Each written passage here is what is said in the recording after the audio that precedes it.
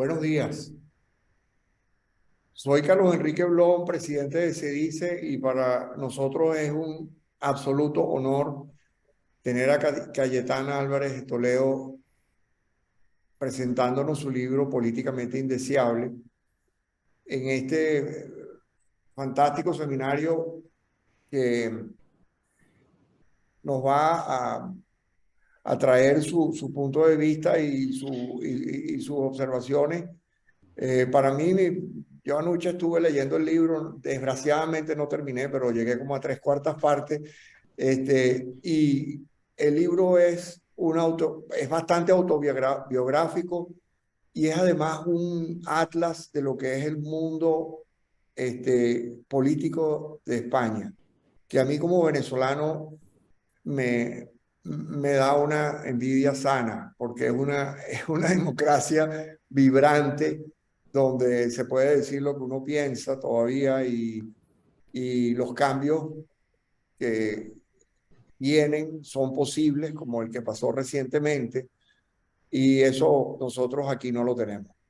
Eh, Cayetana es muy amiga del país, ha venido varias veces y la última vez que la vi fue para nuestro 30 aniversario y espero que pronto la podamos ver también.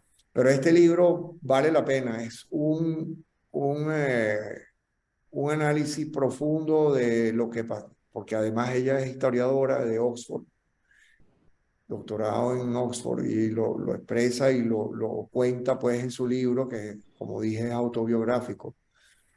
Y me parece para se dice muy importante que una persona liberal, defensora de los principios y los valores liberales a todo trance, aun cuando la gente le impide pasar, ella pasa y defiende sus principios y lo dice muy bien en su libro, nos pueda tener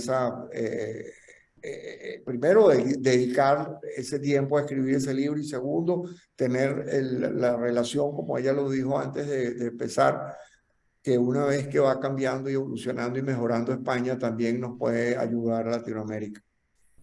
Entonces, sin más, quiero pasarle la palabra a mi amigo Carl Crispin, quien es escritor y según tengo entendido y me dijeron en su casa, ya se leyó dos veces el libro y él mismo dijo que ha escrito 70 y pico notas al respecto, así que mejor que nadie, Carl puede hacer la introducción al libro.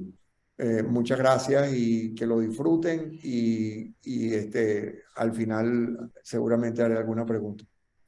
Gracias. Bienvenida, Muchas Cayetana. gracias, muchas gracias, Carlos Enrique. Muy buenos días a todos. Para mí es un inmenso privilegio y un honor realmente poder tener esta conversación sobre el libro Políticamente Indeseable con Cayetana Álvarez de Toledo, a quien le he seguido la pista hace muchísimo tiempo, es decir, mucho antes, es decir, desde que escribía en El Mundo y, por supuesto, dado el interés nuestro en sencillamente ventilar los asuntos de la libertad en nuestro país, pues obviamente nosotros hemos tenido una inmensa empatía y es bueno resaltar la palabra empatía porque es una de las que precisamente resalta Cayetana en su libro, más que hablar de simpatía, de empatía, realmente por su defensa de la libertad. Este libro yo lo recomiendo ampliamente para su lectura. Es decir, este libro no solo debería ser leído por los que creemos en la defensa de la libertad, sino por todos aquellos que piensan dedicarse a la política con devoción, es decir, con convicción, con vocación de servicio y sobre todo con un sentido ético de su actuación, ¿no? Pero hay muchos puntos para hablar con Cayetana. Yo quisiera comenzar hablando de lo que es la política para Cayetana, la definición de la política para Cayetana, porque es verdaderamente interesante. Ella dice que la política le ofrece una especie de adrenalina muy poco usual, que goza un mitin y que tiene una suerte de orgullo inconmensurable en servir a su país. pero por otro lado, dice que no le gusta el poder. Y entonces tiene una frase magnífica con la cual yo quisiera comenzar, que dice: me gusta tanto la política como poco el poder. Es una afirmación valiente y muy inusual. Bueno, muy buenos días a todos y de verdad muchísimas gracias por esta invitación.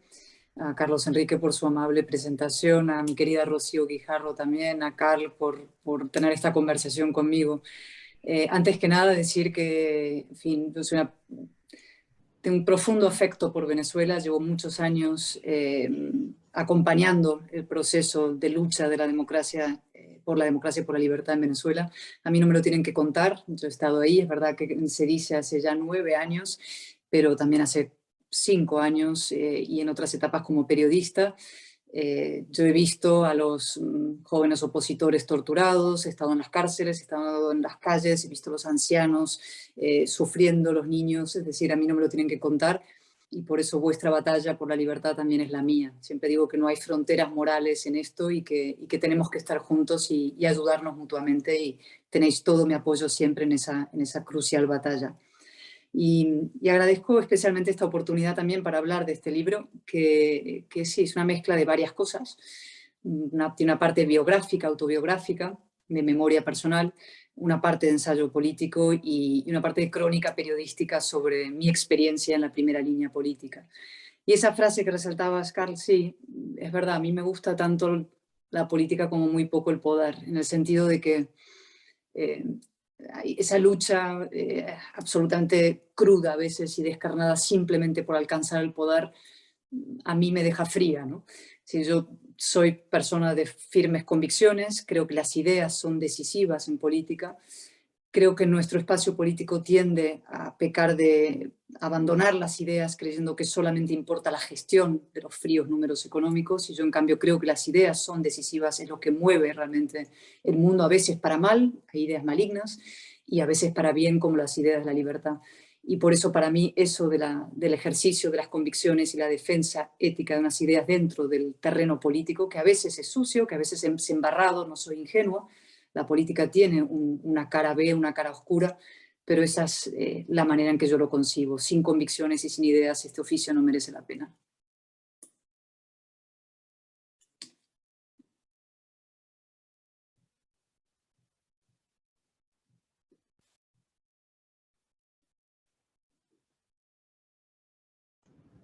Ok.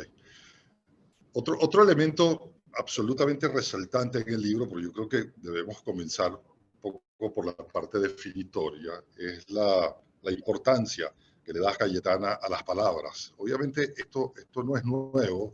Yo precisamente al leer tu libro estaba recordando ese libro maravilloso, El mundo de ayer, de Stefan Zweig, donde él no solo hace una biografía de su tiempo, sino hace una biografía de la importancia que la palabra tenía en esta suerte de edad de la seguridad que era el Imperio Austrohúngaro. Obviamente la palabra ha sido, es decir, puesta en un sitio muy poco propicio por la política, pero tú te empeñas, obviamente, en rescatar y dices, tenemos que devolver a las palabras su peso, porque es la manera de defender la democracia. Es decir, cuando una nación pierde de alguna u otra forma, es decir, la importancia que le da a las palabras, todo se derrumba, obviamente, alrededor de ello. Además que en este momento, también como tú lo resaltas y como tantas personas lo han resaltado, hay una especie de profusión de vías de comunicación tan poco ortodoxas como son los emojis y los stickers, que también los políticos han caído precisamente en eso. ¿Cómo rescatamos esa especie de entendimiento consensual a través de la palabra? Sí, para mí hay tres cosas decisivas en la política. Las ideas, que ya lo he destacado, pero podríamos profundizar sobre eso. Las palabras y los hechos, ¿no? Y en este tiempo hemos orillado tanto las ideas, desde luego desde el mundo liberal, la derecha, como las palabras y los hechos en general. Es decir, las palabras, su sentido se ha diluido, se ha evaporado, es decir, vale lo mismo una cosa que la otra. Las palabras pasan a perder sustancia y cuando no tienen sustancia y no significan nada, pues es imposible la comunicación, es imposible el verdadero diálogo político. Y el tercero son los hechos, es decir, sin hechos, es decir, sin la verdad, sin una palabra que signifique cosas, que tenga algo detrás, es imposible el ejercicio razonable de la política y razonada de la política. Voy a poner un ejemplo para concretar, ¿no? La palabra diálogo, por ejemplo, es de las palabras más manoseadas del diccionario en política. La palabra diálogo significa muchas cosas. En general, en el mundo en el que nos movemos, es utilizado por la izquierda como el eufemismo de otras cosas. Siempre suele significar una claudicación del orden democrático en aras de grupos violentos o de una dictadura o de personas que presionan al orden democrático. Sin embargo, como es una palabra tan bella y tan bonita, se utiliza con otro sentido para presionar a quienes se resisten a entrar en esa claudicación o en esa sesión, y para obligarle, ¿no? ¿Cómo vas a estar en contra del diálogo, ¿no? Entonces, como un TEDx aquí en España son los artificieros, ¿no? Los que trabajan con los bomberos que detonan bombas, hay que levantar las palabras para ver qué hay detrás realmente. Otro ejemplo es la palabra paz, que se utiliza para todo, ¿no? La paz, queremos la paz, cuando muchas veces, por ejemplo, en Ucrania y Rusia se pide desde determinados sectores, queremos la paz, es decir, le están diciendo a los ucranianos que cedan ante la invasión rusa para llegar a un acuerdo, ¿no? Es decir, se utilizan palabras bellas para conseguir objetivos políticos muchas veces espurios.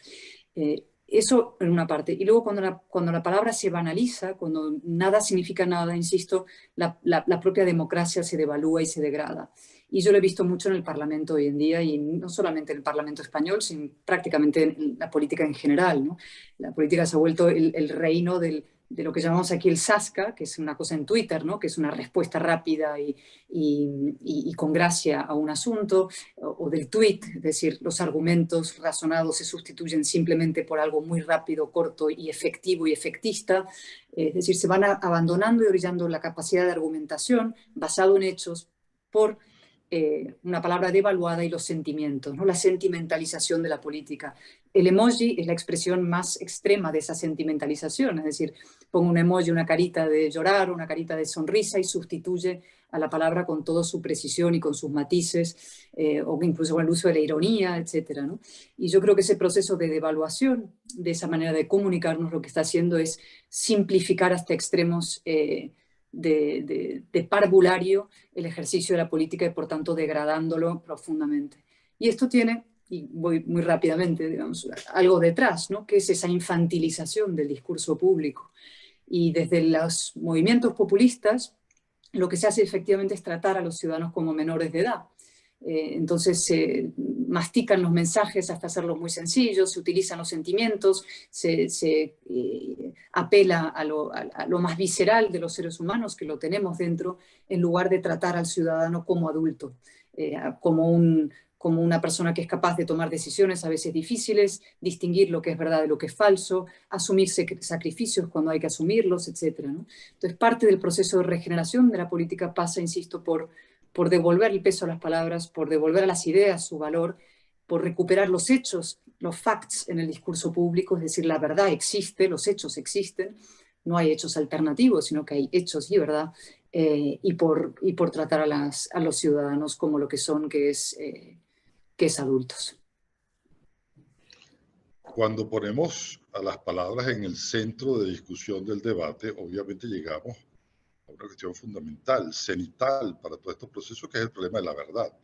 Tú lo dices muy bien, citando a Ignatieff, diciendo que no hay cosa que le cueste más a un político que decir la verdad. Y dices también que el día cuando los políticos digan en privado y en público exactamente lo mismo, pues cambiarán las cosas.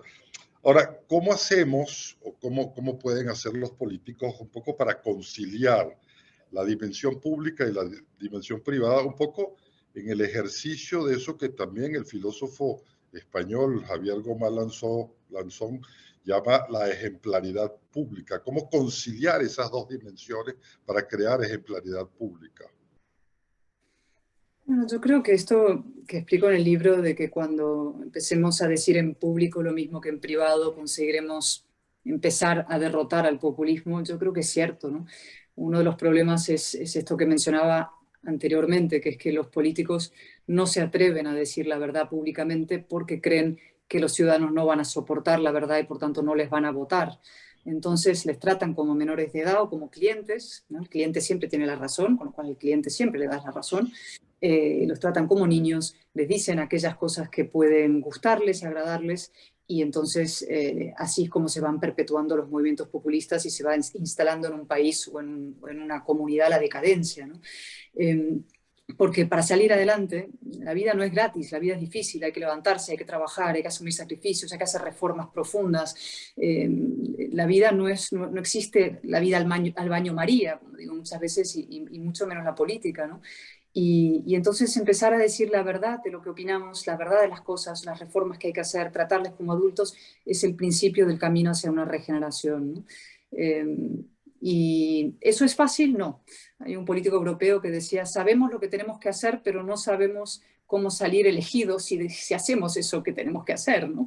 Y eso forma parte del gran dilema del político, ¿no? ¿Hasta qué punto puedo explicar a los ciudadanos, por ejemplo, reformas difíciles que habrá que hacer, o que no, el estado del bienestar no tiene recursos infinitos, o que va a haber que, no sé, por ejemplo, ahora en Europa un debate sobre las pensiones, ¿no? O reformas en el mercado laboral para poder mantener la economía funcionando, ¿no? Esos son dilemas que vivimos, pero yo insisto y creo profundamente que los ciudadanos agradecen que se les diga la verdad, y que es mejor el camino de un sacrificio útil que una demagogia que lo que genera es más sufrimiento inútil y un goteo en el fondo de insatisfacción y frustración permanente, ¿no? El populismo vive de las ficciones, de las grandes mentiras, de las palabras bonitas, eso, del líquido amniótico, de la felicidad y del paraíso en la tierra. Pero ese paraíso en la tierra no existe. Lo que no quiere decir es que la tierra sea un infierno, pero desde la política tenemos que ser capaces de ahormar e ir acompañando a los ciudadanos en un camino a veces difícil y duro, pero que tiene resultados y que da frutos al final. Uno de los sitios de reunión o el sitio de reunión por excelencia de los políticos, obviamente, es el partido político, que es donde sencillamente confluye pues gente con la misma visión de la vida, de la política, de la economía, etc. Este libro tuyo que me ha hecho, digamos, recordar otras lecturas, me hizo recordar, es decir, por el tema de los partidos políticos, aquella magnífica y contundente frase que está en la novela de Arthur Koestler, El cero y el infinito, que explica muy bien, digamos, el peso de los totalitarismos en el mundo de las opresiones. Es una frase magnífica que dice, el partido no se equivoca nunca. Ahora, los partidos europeos, es decir, y los partidos también hispanoamericanos, tienen mucho de ese peso del poder del partido político como sitio, digamos, de opinión única, ¿no? De alguna u otra forma, es decir, tú fuiste, digamos que señalada en tu propio partido por haber, es decir, estado a la libre, si se quiere.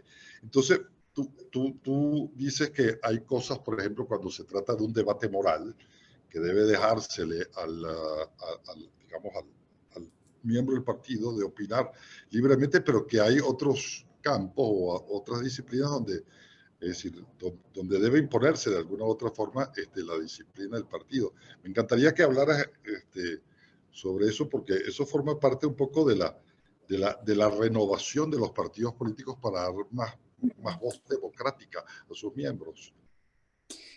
Sí, bueno, cada país tiene su dificultad con esto, ¿no? Hay países donde los partidos son muy, muy débiles y eso también tiene sus desventajas, ¿no? El caso español sería más bien el contrario. En el caso de España tenemos partidos políticos muy, muy fuertes. Se hizo así en la transición para dar estabilidad al sistema cuando salimos de la dictadura a la democracia. Y eso tuvo su sentido, es decir, efectivamente creó una columna vertebral dentro del país, partidos fuertes que permitían una alternancia política, etcétera, ¿no? El problema es que, como siempre, es cuestión de equilibrios y a veces cuando te pasas de frenada acabas creando partidos tan fuertes que van destruyendo la autonomía del diputado, por ejemplo, o del líder individual, ¿no? Y entonces donde pasa a ser una masa de borregos acrítica que solamente buscan complacer al líder porque del líder depende su futuro y su permanencia dentro del circuito de la política, ¿no? Entonces eso ya pasa a ser un sistema, en fin, con gravísimos problemas. porque eso fomenta y promueve la mediocridad dentro de las organizaciones políticas. Entonces hay que encontrar un equilibrio. Yo comprendo que los partidos son imprescindibles, a veces digo que son un mal necesario, son necesarios, a veces son un mal, porque es verdad que es muy difícil esa estructura tan cerrada para quienes apreciamos la libertad y el espíritu crítico y la independencia de criterio, ¿no? Pero son imprescindibles para organizar la vida en común. Y dentro de esa, siendo imprescindibles, yo creo que hay que encontrar un equilibrio donde sí haya debate interno, donde sí se permita más autonomía al diputado, donde el diputado individual o el parlamentario o el líder dirigente de ese partido se haga también responsable de sus decisiones, porque si tú no tienes libertad o ninguna autonomía ya eres perfectamente irresponsable sobre la decisión que se toma. Es decir, solamente es responsable la cúpula y te encuentras con que las personas son prescindibles. Podrías poner a Paco o a María o a Pepe, que es igual poner uno que otro, total, todos repiten la consigna del partido como de manual, ¿no? Y nosotros necesitamos que la política se dedique en los mejores de la sociedad. Yo esto lo he comentado muchas veces. Yo tuve un grandísimo maestro, John Eliot, un gran hispanista que murió hace muy poco tiempo, uno de los grandes historiadores del último medio siglo. Y yo cuando le dije que me iba a dedicar primero al periodismo, le pareció un horror, porque yo llevaba tiempo estudiando la historia, en los archivos, haciendo una vida como contemplativa. Pero cuando unos años después lo llamé y le dije, querido John, ahora no solamente me he pasado al periodismo, sino que ahora voy a dar un salto más y me voy a dedicar a la política, y le pareció un auténtico horror. Me dijo, ¿cómo puedes seguir cayendo en el camino de la decadencia, ¿no? Porque es verdad que la política se ha vuelto un oficio muy, muy criticado, muy desacreditado y muy denostado. Y sin embargo, como repito, muchas veces no hay oficio más importante que este de la política. O sea, las decisiones que tomamos los políticos afectan a la vida de la gente de manera absolutamente determinante, de lo más pequeñito, el trazado de una carretera, hasta lo más grande, ¿no? Hasta la respuesta a una pandemia, hasta la decisión de la guerra, hasta la defensa de las libertades básicas, ¿no? Con lo cual tenemos que conseguir que a este oficio se dedique lo mejor de la sociedad, los más competentes, los más honrados, los más inteligentes, los mejores. Y eso no está pasando. Y tenemos que conseguir que pase. Tenemos que conseguir que a la política venga lo mejor de la sociedad y que la tónica actual, que es de mediocridad, cuando no de esperpento, y esto está pasando en muchos países, ¿no? Personajes esperpénticos que se dedican a esto, tenemos que cambiarlo y dignificar la política. Y eso pasa en una parte por conseguir a los mejores, por aceptar que el espíritu crítico, el pensamiento, la inteligencia es esencial, y volviendo a lo que hablábamos anteriormente, ¿no? El respeto a la palabra, el respeto a las formas, el respeto al fondo, a las ideas, vuelva a primar, ¿no? Yo digo muchas veces, es muy infrecuente, pero qué maravilla es cuando de pronto se sube a la tribuna, por ejemplo, del Parlamento, un orador y empieza a hilvanar un discurso, cuidando las palabras, cuidando los hechos, utilizando argumentos, ¿no? Donde brillan la belleza y la verdad, ¿no? En esos momentos que se hace como un silencio en la Cámara, la política recupera su sentido, su dignidad, y una cosa muy importante que es la confianza de los ciudadanos. Y recuperar esa confianza, que los ciudadanos vuelvan a pensar que el político es alguien auténtico, es alguien que dice la verdad, es alguien que está dispuesto a sacrificarse, es alguien que merece su confianza. Así empezaremos el proceso de regeneración. Ahora, no solo los partidos políticos son, digamos, el elemento natural de la actuación política, porque tú tienes una experiencia tremendamente memorable que vale la pena insistir para que hables un poco, sobre todo al público venezolano que nos sigue, sobre la Fundación de Libres e Iguales, que es una fundación donde caben digamos, adversos, si se quiere, pero con un sentido, con un propósito, digamos, amparado por la defensa del constitucionalismo. Algo así como una reunión de adversarios dignos, para utilizar la frase de Montaigne. Sí, esa plataforma se creó para hacer frente al proceso separatista en Cataluña y en el País Vasco, bueno, para el proceso de destrucción de la España constitucional. La montamos un grupo de personas diversas, había gente que venía de la socialdemocracia, liberales, conservadores, periodistas, políticos pocos, estaba yo y poco más, pero intelectuales, digamos. Y eso fue y sigue siendo, porque existe como plataforma, pero creo que un experimento extraordinario, desde luego para mí muy emocionante, de la reagrupación de los distintos, de la reagrupación de los demócratas en defensa de valores comunes, ¿no? ¿Qué ha pasado en las últimas décadas? Que hay una izquierda que, a partir de, digamos, el fracaso del comunismo, sustituye la igualdad como gran tótem y causa por las identidades, ¿no? La identidad, como decía Tony Judd, es una palabra muy peligrosa, es una palabra que causó estragos en el siglo XX, los nacionalismos son identitarios y una vez más en el siglo XXI son los que están destruyendo las democracias desde su interior, ¿no? Y la izquierda, que emprende esa deriva reaccionaria con la bandera de la identidad, destruyendo las democracias dentro, deja un espacio de unos progresistas que sí son ilustrados, que sí se identifican con los valores de la modernidad política y que se unen a otros que están en el espacio liberal y otros en el espacio conservador para defender esos valores que son los que hacen posible la convivencia y el pluralismo en un sistema democrático. Ese fue el experimento de Libres e Iguales y eso es de alguna manera lo que creo que se tiene que producir por la base y también por las élites en muchos de nuestros países, ¿no? Y en esto... Sí, Bueno, sí, dime. adelante, adelante. No, Tú dime. le haces un pequeño homenaje a José María Aznar y de hecho dices que la reacción de Aznar frente al problema vasco fue lo que un tanto te motivó a ti para dar el gran salto hacia la política. Y me parece una cosa tremendamente curiosa que no solo le reconoces la experiencia política a Aznar, sino que dices algo que es breve, pero que es muy importante, que Aznar también tenía lecturas. ¿Por qué los políticos de nuestro tiempo no tienen lecturas? Bueno, es una buena pregunta, pero porque, como te estaba diciendo, la política ha sido, digamos, invadida por un proceso general que está pasando en muchos sitios, que es el auge de la mediocridad y la destrucción del mérito, ¿no? Y esto es algo que, insisto, afecta a todas las élites, afecta también al periodismo.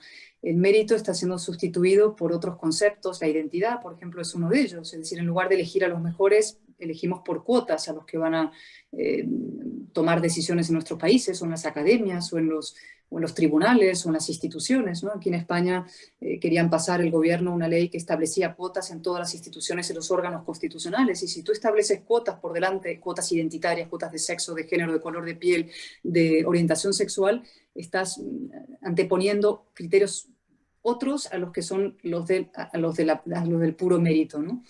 Y eso va de la mano, como te decía, con una cierta destrucción de todo aquello que formaba parte de lo que este mundo woke cree que es un mundo caducado y el mundo de ayer. La verdad, los hechos, como te decía, la jerarquía, la autoridad, la excelencia, el esfuerzo, el talento, ¿no? Y entonces hoy el parlamentario queda reducido, o el político, a un simple palmero que repite consignas, o el periodista se convierte en un tuitero, compite con un tuitero, es decir, la jerarquía y el orden desaparecen, los científicos al curandero, ¿no? Hay una especie de apocalipsis cognitivo que se empieza a promover incluso desde algunas instancias políticas, ¿no? Se reduce la exigencia en el sistema educativo al mínimo común denominador y se aplasta, insisto, a los que sí intentan asomar la cabeza, ¿no? Y eso va destruyendo no solamente los estamentos sociales, sino evidentemente la política, que es la expresión de todo aquello, ¿no? No se valora las lecturas y se valoran otras cosas, ¿no? El marketing, lo que fuera, la capacidad, el fandom, ¿no? La capacidad de arrastrar masas con discursos viscerales y sentimentales, o la capacidad de comunicación a través de las redes, es decir, son otros los criterios que se buscan y se degrada profundamente nuestro oficio. Y nada, por eso parte de ese enorme esfuerzo que tenemos que hacer es volver a reivindicar la élite en el sentido más bonito y neutro y puro del término, es decir, en los mejores, es decir, intentar promover la excelencia y premiar a aquellos que se esfuerzan y el talento para conseguir que sean ellos los que estén en las instancias políticas es absolutamente crucial. Yo coincido contigo cuando dices que solo el orden liberal es, digamos, el principal antídoto frente a la implosión autoritaria, para citarte textualmente. Ahora, el liberalismo, es decir, cuando The Economist cumplió 150 años, el editorial de The Economist decía que había que reinventar el liberalismo.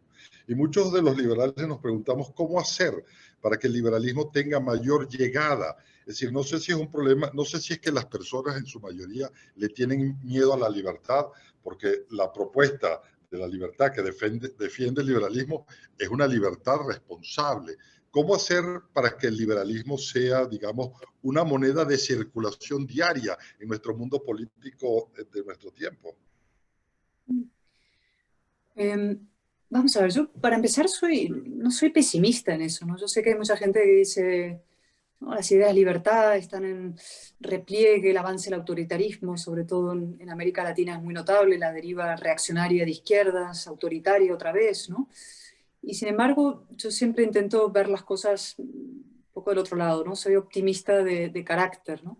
Yo sé que no está de moda y el optimismo y el pesimismo goza de un gran prestigio, pero yo no consigo desanimarme, ¿no? Y cuando veo ejemplos, ¿no? Lo que ha pasado en Ucrania, ¿no? Que de pronto un pueblo decide defenderse con un sacrificio enorme, ¿no? Defender un orden de democracia liberal, intentar pertenecer a un mundo europeo de valores occidentales liberales, ¿no? Frente a una invasión nacionalista, frente a una invasión completamente totalitaria, destructiva, ¿no? Lo que pasó en Chile también. Hubo una respuesta de movimiento impresionante de base de cordura chilena frente a un gobierno muy radical, por una parte, y separatista, por otro, identitario, ¿no? Hay una revuelta de mujeres en Irán que por primera vez, inédito, se defienden las libertades. Esto que ha pasado en España hace unos días, unas elecciones donde había una respuesta impresionante de, no sé, una mayoría realmente impresionante de españoles que dijo no queremos avanzar por la vía de la destrucción de la nación cívica moderna liberal, ¿no? Y vamos a defender unos valores de convivencia que podemos vincular a ese mundo liberal que defendemos, ¿no? Todo esto son pruebas de que el anhelo de libertad es el principal atributo de los seres humanos, vivan donde vivan, y que sigue vivo y sigue, ¿no? Sigue fuerte, y que lo que necesitamos hacer es desde la política, desde las élites, desde el periodismo, desde quienes tenemos la responsabilidad en el devenir de los acontecimientos, es empezar por reivindicar con fortaleza esas ideas, defenderlas con claridad, eso que llamamos la batalla cultural, la batalla ideológica, y ponerlas en práctica. Y yo creo que, como decías tú, citabas hace un momento, hoy son más necesarias que nunca, ¿no? ¿Y por qué digo esto? Primero porque lo que explicaba, ¿no? A partir de un determinado momento, con la caída del muro de Berlín, fracasa, ¿no? el mundo comunista, y sin embargo el comunismo se reorganiza, se rearma y avanza con esta bandera identitaria de destrucción del demos político y de la idea de la nación moderna, ¿no? Pero eso está yendo hacia ninguna parte, eso implosiona las democracias en colectivos identitarios desde su interior. Y frente a eso está la maravillosa, extraordinaria y luminosa idea liberal de la nación cívica basada en los ciudadanos libres e iguales ante la ley. Y esto lo explico de una manera: nosotros, los seres humanos, venimos del fondo oscuro de la tribu, ¿no? En nuestro cableado genético está el miedo, el odio, el recelo hacia los que son diferentes, ¿no? Pero precisamente ese viaje de civilización es un viaje de salida de la tribu y del encuentro con otros hombres y con otras tribus, ¿no? De acercamientos, un viaje impulsado por la curiosidad, por la ansia de conocimiento, también por la necesidad, ¿no? Y ese viaje alumbra esa idea, que es la idea que está en el fondo del mundo liberal, que es una idea llena de fuerza y de decencia, que es que las personas no se nos juzga por nuestros atributos identitarios, sexo, raza, color de piel, etcétera, sino simplemente por nuestras conductas, por nuestros hechos. Eso es la nación moderna, eso es la nación cívica, ese es el corazón de la idea liberal, que es la que hoy está en retroceso en muchos de nuestros países, y es, sin embargo, la única respuesta posible, compatible con la justicia, con la dignidad y con el progreso económico y social, ¿no? Con lo cual, frente a eso, frente a esa regresión abrazada por la izquierda identitaria, tenemos que no caer en un movimiento pendular, reaccionario, identitario de otra índole, sino reivindicar esa idea liberal extraordinaria. Y con ella todas las que hay detrás, que son, fíjate, la verdad de la que hablábamos antes, ¿no? Frente a la mentira y a los eufemismos que campan a sus anchas. El valor, por supuesto, de la libertad de expresión frente a la censura y la cancelación. La propiedad privada, que es base absoluta, ¿no? de un sistema democrático. La ley, ¿no? La idea de que sin leyes, las leyes son los que permiten una convivencia civilizada. Esta idea de que los tribunales no pueden juzgar sentimientos o de que los sentimientos se ponen por encima de las leyes es completamente disolvente. la aceptación de la autoridad legítima, hablábamos de las jerarquías, ¿no? Los sistemas de fuerzas de seguridad, las policías legítimamente investidas de nuestra autoridad, las instituciones, el Parlamento, la justicia, la separación de poderes, es decir, todo eso que forma parte de nuestro corpus de ideas, muy ampliamente entendido, hoy es más imprescindible que nunca. Y si las reivindicamos con claridad y damos la batalla para nivelar el tablero, y de eso podemos hablar luego, cómo nivelar ese tablero que tenemos inclinado, estamos en la parte baja, y nivelarlo, entonces vamos a empezar un proceso de recuperación de nuestros sistemas democráticos. Todas estas políticas identitarias, es decir, ante las cuales tú dedicas buena parte de tu escritura en este libro, de esta batalla cultural, que es la batalla de la civilización, es decir, dices que las identidades colectivas no existen, es decir, que sencillamente hay que reivindicar la identidad individual, pero una cosa muy curiosa, porque toda esta especie de exportación de ideas, es decir, vienen precisamente de la irradiación cultural que en los últimos tiempos ha hecho los Estados Unidos. Hay un escritor español, Vicente Verdú, que publicó hace muchísimos años un libro llamado El Planeta Americano, y ahora resulta que somos tributarios del planeta americano y de todo lo que se les ocurra, digamos, a este feminismo de tercera ola, a estas nuevas tendencias. Es más, recientemente en El Mundo, en el periódico donde tú escribes, hubo una especie de glosario hace 3 o 4 días de lo que se puede y no se puede decir. Es que vivimos en una época de censura absolutamente. Sí, pero por eso te digo, no hay que tener miedo a enfrentarse con esto. De hecho, es imprescindible para defender ese suelo de ilustración y de democracia liberal. O sea, no hay progreso fuera de ese orden liberal, y por tanto es imprescindible defenderlo con todo coraje y sin miedo. Eso empieza. Estados Unidos es quien se ha convertido en el gran exportador y gran, digamos, proyector de estas ideas completamente reaccionarias. Pero eso empieza, como decíamos, en mayo del 68, ¿no? En los debates, en los debates intelectuales de esa época, ¿no? Cuando, como decía antes, ¿no? Las ideas de izquierdas tradicionales, el comunismo empieza a implosionar, pero se encuentra un sustituto del obrero en el sujeto identitario, ¿no? Es un proceso que viene de lejos, pero que ahora ha alcanzado cotas grotescas completamente, ¿no? Y frente a eso, lo que sí tenemos que tener es la fortaleza y primero la claridad en las ideas y luego el coraje a la hora de defenderlas, ¿no? Y eso es algo que nos falta en muchos de nuestros países. Nosotros, el mundo liberal, la derecha, por resumir, ¿no? Tiende a despreciar la política y decir que las ideas son cosas de izquierda, ¿no? Nosotros nos dedicamos a los números, ¿no? Tendemos a distinguir ideas de gestión, ¿no? Sin entender que la buena gestión son buenas ideas encarnadas, ¿no? Y que las ideas de libertad, las nuestras, son precisamente las que han sido capaces de sacar a millones de personas de la pobreza. Tendemos a pensar que los seres humanos son máquinas puramente materialistas, a las que solamente les importa el bolsillo, ¿no? Llegar a fin de mes y la economía. Yo digo, eso no es verdad, los seres humanos somos animales morales, tenemos ideas, ideales, aspiraciones. Y lo último que tendemos a hacer nosotros, en eso que llamo el tablero inclinado, es a dejarnos definir por la izquierda, ¿no?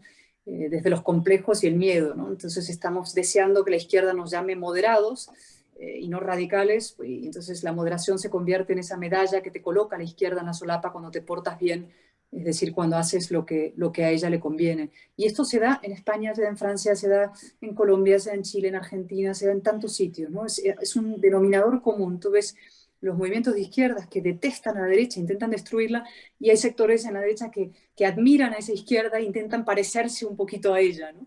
Y el resultado es eso, que estamos en ese tablero inclinado, la parte baja, la izquierda arriba, nosotros abajo, los liberales, de forma que a veces llegamos al gobierno, como Sísifo, con nuestra roca a cuestas, llegamos al gobierno porque la izquierda lo hace muy mal, pero nunca llegamos al poder. Es decir, no tenemos la capacidad de transformación que se requiere. Entonces, ¿qué hay que hacer? No hay que entrar en el guerra civilismo, es decir, el odio recíproco, sino dar esa batalla ideológica y cultural para nivelar el tablero y darnos cuenta que en las ideas, en esa batalla de las ideas, está el principio de la capacidad no solamente de convivencia, como decía, democrática, sino por supuesto de todo lo que viene detrás de la democracia, que es el progreso, el bienestar, la creación de clases medias, etc. ¿Eso es conflictivo? Sí. Hay que estar dispuesto a asumir el conflicto, y eso a veces no es agradable. Entonces a veces te someten, lo explico, ¿no? La izquierda, de luego en España, ¿no? Y yo creo que en Venezuela, por supuesto, ha sucedido con el socialismo, te colocan en una disyuntiva perversa, te dicen sumisión o conflicto. Y si tú no te sometes, entonces te lanzan al paredón, como mínimo de Twitter, en nuestro caso, ¿no? Te llaman fascista, te llaman machista, te llaman racista, te cancelan, como decías tú, en Estados Unidos. En otros países esa cancelación es incluso física, desde luego eso ha ocurrido en Venezuela. Y sin embargo, cuando te dicen sumisión o conflicto, la única respuesta moral y aceptable es conflicto. Hay que asumir ese conflicto. No hay defensa de la democracia posible cuando te colocan ante esa disyuntiva que la de asumir un grado necesario e imprescindible de conflicto. Digo, como el salmón río arriba. Hay un elemento que tú incluyes que me parece tremendamente interesante, que forma parte precisamente de uno de los peligros, es decir, de la defensa de la civilización occidental. Sí, recuerdo también una frase de Cyril Connolly en La sepultura sin sosiego, que decía que la civilización se mantiene gracias a escasas personas y en escasos lugares. Bastarán un par de bombas y un par de establecimientos penitenciarios, decía Connolly, para hacerla acabar por completo. Pero hoy en día eso se ha cambiado porque justamente lo que tú señalabas, el tema del autoodio occidental, que ahora las culturas que tradicionalmente son, es decir, culturas que pertenecen a la civilización occidental, y me refiero, por ejemplo, al caso hispanoamericano como absolutamente típico. Entonces, la reivindicación del indigenismo, la reivindicación de factores culturales absolutamente ajenos a nosotros, de modo que nosotros tenemos un corpus civilizatorio que ponemos, es decir, en la balanza, es decir, y lo juzgamos todos los días. Es decir, ¿cómo terminar con ese autoodio occidental? Bueno, es como la quinta columna, ¿no? Es una quinta columna. Nosotros, el mundo occidental, el mundo liberal, tiene dos grandes adversarios. El externo, que es el orden iliberal, es decir, eso tiene dos grandes actores, que son Rusia y China, y luego algunos países amigos que actúan desde el interior del orden liberal. Perdona que ha sonado ahí, en fin, el régimen de Maduro, por supuesto, y tantos otros, ¿no? Que trabajan para un orden liberal. Pero también hay efectivamente dentro de los países, naciones democráticas, esa quinta columna, ¿no? Antioccidental en el interior que trabaja para destruir el orden liberal y como bajo esa bandera que tú llamas del autoodio. Nunca lo reconocerían ellos así, pero efectivamente así es como operan. Y lo primero que tenemos que hacer nosotros es encararnos con eso, y es decir, desenmascarar a esos odiadores profesionales del mundo occidental, explicar lo que están haciendo y por qué lo están haciendo, ni siquiera por qué, pero explicar exactamente qué consisten sus maniobras y defender lo nuestro. El gran problema no es tanto lo que hacen los malos, entre comillas, es decir, los adversarios del orden liberal, sino a veces la cobardía de los nuestros, o la incompetencia de los nuestros, o los miedos de los nuestros, ¿no? Yo siempre pongo el foco en nuestra responsabilidad. Nosotros, ¿qué estamos haciendo para defenderlo? ¿Estamos haciendo con la suficiente firmeza, claridad, contundencia, con la suficiente... estamos poniendo los recursos, por ejemplo, a veces, incluso financieros en esa batalla, ¿no? A mí me impresiona, hablando del mundo iberoamericano, nuestra familia iberoamericana, hasta qué punto esa izquierda reaccionaria está organizada, financiada y articulada. Tienen sus grupos de Sao Paulo, sus grupos de Puebla, sus foros, su narcofinanciación, se ayudan unos a otros. Si uno tiene un problema, inmediatamente sale otro a defenderlo, ¿no? Cuando el mundo de Podemos, Pablo Iglesias aquí en España, tiene algún en fin, contratiempo, sale inmediatamente Cristina Kirchner a defenderle, Maduro, el otro. Es decir, tienen una red Petro que de ayuda mutua. Y nosotros a veces parecemos un poco el ejército de Pancho Villa, ¿no? Cada uno va por su cuenta. Hay grandes héroes de la libertad luchando en solitario como Quijotes en cada uno de sus países y ni siquiera se conocen unos a otros, ¿no? Entonces, una de mis obsesiones, y estoy trabajando en ello, y presidente Piñera y presidente Macri y otros grupos de expresidentes, y intentar es articular ese espacio ideológico y político y casi moral, ¿no? Intentar reagrupar el espacio de la razón y dar a ese espacio de la razón representación. Si la razón necesita representación, no basta con que los intelectuales estén unidos y escriban o los expresidentes firmen manifiestos comunes. Necesitamos que haya políticos en cada uno de nuestros países que estén levantando esa bandera y además ayudándose unos a otros como parte de una familia política común, ¿no? Y eso consiste en organización y financiación. Tenemos que ver quiénes son los grandes políticos hoy en Venezuela, quiénes son las alternativas en Chile, quién es la alternativa en Argentina, quién es la alternativa en México, y ayudarnos unos a otros y articularnos como un grupo de, como digo, de casi de ilustrados defensores de la democracia, de demócratas frente a esta involución. Justamente tu maestro, John Eliot, tiene un ensayo maravilloso, es decir, de cómo se pueden encontrar las Américas, ¿no? La América, es decir, Iberoamérica con la América del Norte. Lástima que Eliot haya muerto, porque hubiese sido interesante preguntarle cómo podemos hacer para reencontrarnos los españoles de Iberoamérica o los que pertenecemos a la hispanidad con los españoles de alguna u otra forma, en una especie de gran concierto civilizatorio. Sí, John le preocupaba mucho. Yo, fíjate, mantuvimos unas conversaciones poco tiempo antes de su muerte, lamentablemente, y habíamos llegado al acuerdo de escribir un libro juntos.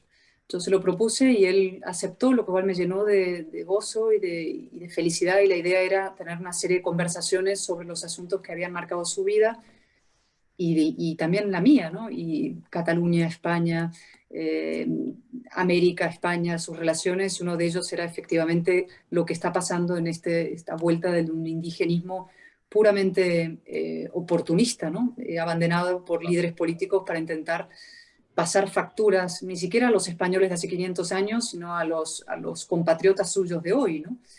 Es decir, se utiliza la historia con espurios fines políticos contemporáneos para pasar cuentas a rivales políticos y para eludir la propia responsabilidad sobre los problemas de hoy. Y entonces, ¿cómo poder combatir ese movimiento que es tan fácil? Es uno de los atajos de los malos gobernantes y de las trampas que utilizan los malos gobernantes, es ese revisionismo histórico. Y eso, como siempre, no hay respuestas fáciles ni varitas mágicas a eso. Eso pasa por una labor intelectual de desmontaje de las mentiras y de las trampas, y luego por el imprescindible concierto de la política. Necesitamos políticos, como vuelvo a insistir, y perdona que insista tanto en la responsabilidad de quienes estamos en este oficio, que estas ideas las lleven a la práctica y sean capaces de defenderlas desde las instituciones, ¿no? Y eso, ¿No? sí, eso no abunda, es verdad. Sí. Uno de los elementos de mayor importancia en tu libro Políticamente Indeseable es precisamente el problema de Cataluña. Es decir, ¿cómo hacer para que Cataluña vuelva al constitucionalismo amparado por la Constitución del 78? Otro elemento que a mí me llama la atención es que al problema catalán, es decir, le endilgan el nacionalismo. Yo creo que debería decírsele regionalismo para no darle una concepción nacional, en todo caso. Sí, pero es verdad, pero la palabra nacionalista hay que dejarla con toda su carga peyorativa y no, digamos, el nacionalismo es la guerra, como dijo Mitterrand en un célebre discurso, y es verdad, ¿no?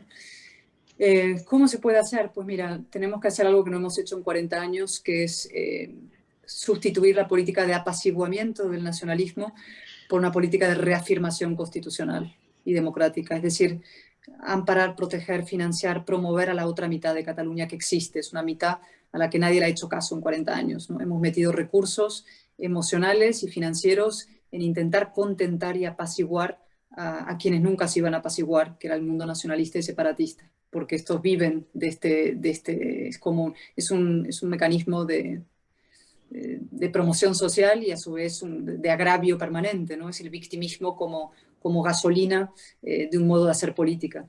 Y entonces lo que hay que hacer es cuidar, proteger, financiar, fortalecer, dar potencia a la otra mitad de Cataluña, que es la mitad realmente tolerante, luminosa y democrática. Y tenemos una oportunidad ahora. Si conseguimos el día 23 de julio derrotar definitivamente este proceso malhadado que encarna el presidente actual de gobierno, que lidera una coalición con todas las fuerzas separatistas, filoterroristas, golpistas, lo que se llama el gobierno Frankenstein.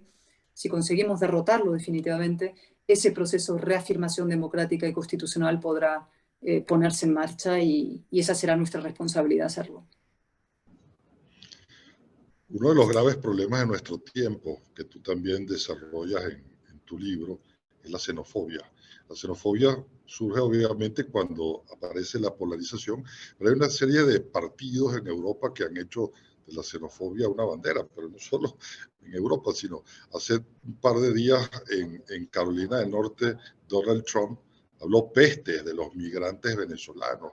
De modo que hay una preocupación tremenda por esa especie de exclusión ahora como bandera, y exclusión que hace, es decir, partidos políticos y figuras de primer orden en el mundo. Creo que se está acabando el entendimiento en ese sentido. Eso es el tema del que llevamos hablando, ¿no? Es el tema identitario. Y muchas veces la respuesta a la deriva identitaria de la izquierda, que tiene 5 partes, ¿no? Colectivismo, es decir, monto un colectivo identitario, le adorno con los atributos de la víctima, es decir, el victimismo. El tercero viene la cancelación de quien pueda disputar esa categoría de víctima, ¿no? Tercero viene una segregación de la sociedad y luego la polarización, ¿no? Eso es la deriva reaccionaria de la izquierda. Y el problema es que como respuesta a esa implosión de la sociedad o de una comunidad política en grupitos colectivos distintos, hay un sector de la derecha que empieza a ofrecer una alternativa de aglutinar todo eso, pero con la exclusión de otros, es decir, una respuesta identitaria a la implosión identitaria. Eso fue el trumpismo en parte.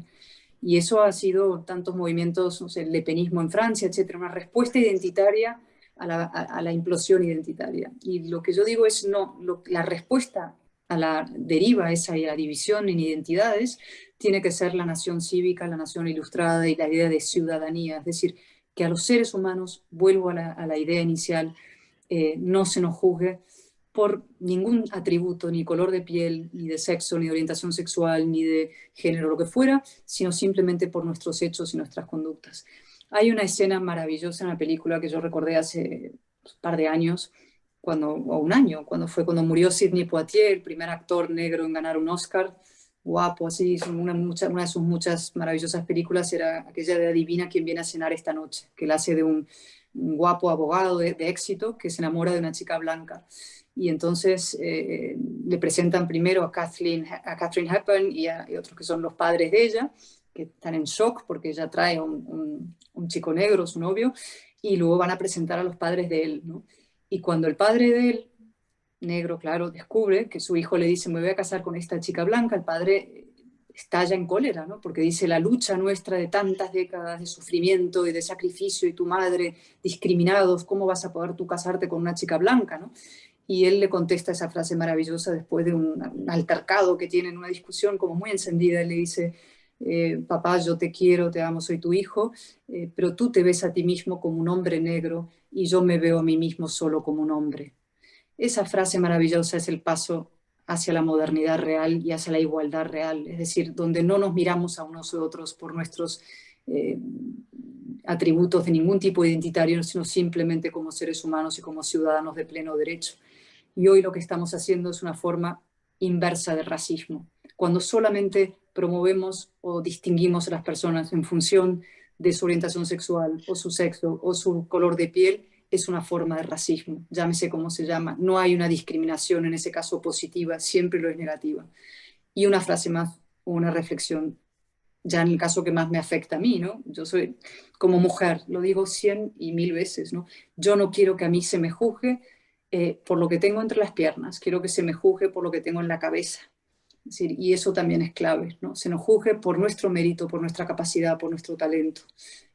Igualdad de oportunidades, por supuesto, y para eso está la sociedad y el Estado, para intentar ayudar en eso, pero no en la deriva en la que estamos. Hay un par de preguntas que han hecho los participantes. Pero antes de ello, a mí me gustaría preguntarte sobre algo que me hubiese gustado encontrar en tu libro y que creo que no lo metiste, pero que crees en ello, que son los derechos culturales. Por ejemplo, el tema de la tauromaquia. Es decir, la tauromaquia es la fiesta cultural más antigua de la humanidad. Si la describe Platón en el Timeo y en el Critias, cuando habla de los 12 reyes de la Atlántida que comisionaban uno de ellos para vencer a un toro con un trapo y con un palo y luego se lo comían por una especie de festejo de reivindicación del antropocentrismo. Es decir, ¿por qué los derechos culturales también están en cuestionamiento? No solo en España, sino en buena parte del mundo. Es decir, los veganos, por ejemplo, no solo se contentan con comer vegetarianos, sino que quieren obligarnos a nosotros los carnívoros a comer del modo de ellos. Esto de los toros, sí, yo es verdad, no hablo de los toros y tendría que haberlo hecho, no sé por qué, no, esas cosas siempre se te quedan tantas cosas cuando acabas un libro en el tintero, ¿no? Pero los toros es unas cosas, es unas reflexiones que yo he hecho, escrito algún artículo sobre ello, que es, claro, no todo es bonito, ni perfecto, ni perfectamente moral en el mundo cultural. Es decir, en los seres humanos hay cosas que nos gustan que no son perfectamente aceptables desde un canon moral estricto, ¿no? Eso forma parte también de la complejidad de la vida y del ser adulto, ¿no? Y los toros tienen esa parte, es decir, es un espectáculo muy impresionante, es una manifestación cultural muy, efectivamente muy arraigada, pero yo no la voy a defender porque sea eh, moral, ¿no? La defiendo por cultural. Y tiene aristas, Claro. esa palabra tiene aristas, que la hacen difícilmente digerible para una sociedad de Disneylandia, ¿no? Es decir, cuando mataron a la mamá de Bambi, el mundo cambió, ¿no? O sea, la muerte de la madre de Bambi nos ha hecho a todos, ¿no? Una sociedad Disneylandia, ¿no? Donde los animalitos están humanizados, entonces el toro cómo va a sufrir, etcétera. Sí sufre el toro y el torero se juega la vida. También está la muerte, está la sangre, está el héroe, está la cara oscura de las cosas. Es decir, en los toros hay muchos elementos que desafían una sociedad infantilizada hasta el delirio, ¿no? Y que se ha vuelto profundamente intolerante por infantil, ¿no? Es decir, no se acepta, como tú decías, ninguna expresión cultural que no entre dentro de ese canon censor y a su vez profundamente pueril, ¿no? Entonces, sí, reivindicar los toros es ir contracorriente, desde luego, es ser, iba a decir contracultural, pero es decir, es ser cultural, defender una cultura y asumir que no todo es azúcar en la vida. Es decir, hay cosas que desafían la sensibilidad, pero porque tienen un valor cultural merecen ser defendidas. ¿Y cómo es esa figura del héroe que tú tomas un poco de la visión de Max Weber, ese héroe sobrio al que llamas, que debe participar en una lucha por la cultura? Ese párrafo maravilloso de Weber que yo cito mucho, que es aquel que habla de la vocación del político, ¿no? Solo aquel que, incluso cuando el mundo es demasiado bruto, estúpido para lo que él quisiera ofrecerle, solo aquel que ante todo eso es capaz de decir, no obstante, a pesar de todo, y sin embargo, dennoch, que es la palabra en alemán, solo aquel tiene vocación para la política, ¿no? Y dice también que el político tiene que ser un líder e incluso un héroe en el sentido más sobrio de la palabra. Eso es una expresión muy bonita. Y algo de eso hay. Es decir, es el hombre en la arena, es otro de mis citas favoritas de Theodore Roosevelt, aquel discurso en la Sorbona ante unos alumnos hablando del hombre en la arena, ¿no? Que el que importa no es el crítico, el que está en la barrera y el que opina de lo mal que lo hace uno y otro, y que, ¿no? El que está ahí todo el día criticando a los demás, sino el hombre en la arena, que fracasa, que se levanta, que cubierto de heridas y con polvo y con sudor y con sangre, pero insiste y sigue luchar, y aquel que nunca deja tibio a nadie, sino que conoce el fracaso, pero también conoce, digamos, el respeto que merece el haber luchado por el éxito. Y eso es mi manera de entender la política, incluso diré la vida. Es decir, yo creo que no hay nada más importante en la vida que el valor. Se pueden tener muchas cosas, ¿no? Inteligencia, carisma, capacidad de seducción, etcétera, ¿no? Pero el valor es imprescindible en este oficio, tener actitud, tener valor y estar dispuesto a asumir costes y sacrificios de vivir de pie. Y eso de bajar en la arena es una manera, una visión, creo que una manera, una imagen que lo ejemplifica bien.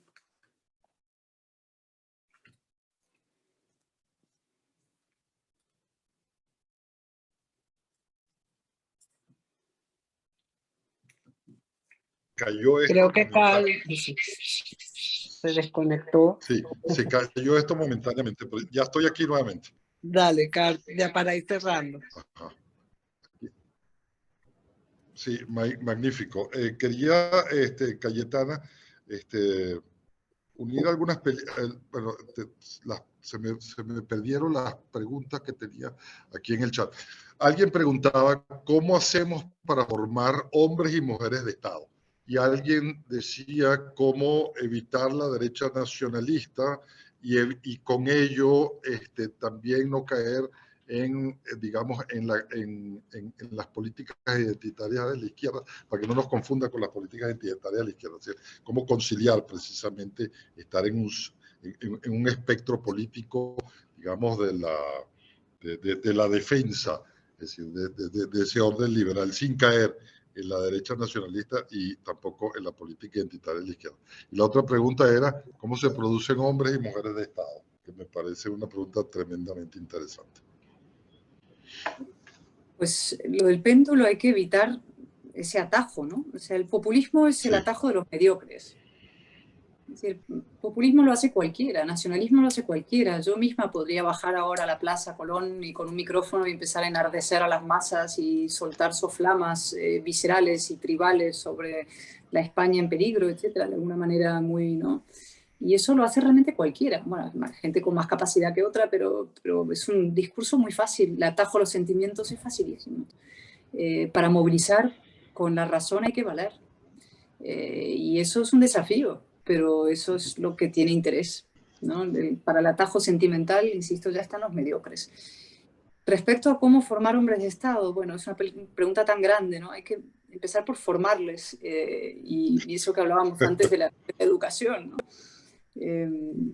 Frente a la apoteosis esta de los sentimientos, de que ¿no? Volver al estudio, al esfuerzo, al trabajo, a la excelencia, al sentido de los principios, sentido ético, volver a incluir la filosofía en los estudios, el aprendizaje, la historia. Es decir, hay tantas cosas que se están devaluando. Mira, os voy a poner un ejemplo. El gobierno socialista en España aprobó, entre muchas tonterías que aprobó esta legislatura, una nueva reforma de la ley de educación, donde se introdujo una reforma para introducir las matemáticas socioemocionales con perspectiva de género. Lo voy a repetir, las matemáticas socioemocionales con perspectiva de género. Con eso no se va a ninguna parte. O sea, ¿cómo vas a formar hombres de Estado? ¿Cómo vas a formar hombres o mujeres con capacidad cognitiva y crítica, y capacidad de competir y de razonar y de valerse por sí mismos en el mundo con esos instrumentos, ¿no? Es decir, tenemos que hacer una reforma de raíz sobre los elementos cognitivos y de espíritu crítico. Hay que enseñar a nuestros jóvenes a pensar. No qué pensar, sino a pensar. Yo tuve suerte, tuve una universidad donde todavía en esa época se enseñaba a pensar. A nosotros nos premiaban por nuestro espíritu crítico. No diré díscolo, pero sí crítico. Es decir, usted tiene que pensar por sí mismo. Yo le doy a usted un tema y usted rebátame los argumentos. No me dé usted la razón, rebátamelos. Y eso ha sido sustituido por la sentimentalización brutal identitaria en parte, incluso en mi propia universidad en Oxford, donde los movimientos woke y así de identidad están en pleno, en fin, ebullición, y eso, claro, destruye la capacidad de tener hombres de Estado. Entre otras cosas, por una cosa, si para poder un hombre de Estado, ¿quién es? Es alguien que tiene posiciones políticas, puede tener firmes, pero también la capacidad de debatir y de discutir y de deliberar. Y hoy se está destruyendo esa capacidad de deliberación y discusión porque la gente no soporta la opinión del otro. Y no la soporta porque la concibe como una agresión a su yo, a su pura identidad, ¿no? Volviendo a ese concepto clave, ¿no? Entonces, a los niños sobreprotegidos, mimados en el líquido amniótico universitario, donde se les dice que el mundo fuera esa agresión a sus sentimientos, a su identidad, no están capacitados para tener una deliberación democrática. Y yo digo, es clave. Yo reivindico mi derecho a ofender y mi derecho a ser ofendida. Sin ese derecho a ofender y a ser ofendido en las opiniones no hay tolerancia posible. El derecho a ofender y a ser ofendido es clave para un sistema democrático donde viva la tolerancia y, por tanto, para que existan hombres de Estado capaces de aceptar que existen opiniones distintas y gobernar para todos. Por ahí viene, aunque parezca paradójico, es así.